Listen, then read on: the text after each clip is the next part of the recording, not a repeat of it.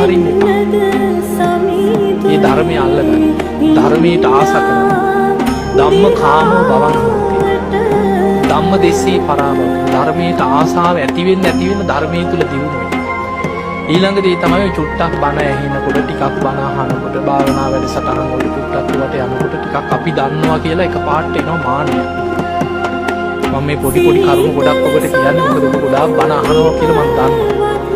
ඔබ මම ගොඩක් බණ මෙහි කරලා තියෙනවා.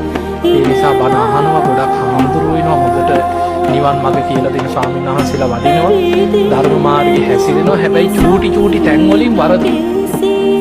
ඒ නිසා ධර්මාවබෝධයට අර බණ අහගෙන යනකොට එනවා එකපාරට මම හිතන එක හරි මේක මෙහෙමයි කරන්නේ මෙන්න මෙහෙමයි කරන්නේ කියලා එකපාරට මාන්නයක් එනවා. එතනින් මාර්ගෙ වැහෙනවා. ඒ නිසා පුළුවන් තරම් ධර්මයේ තුල හිතන්න.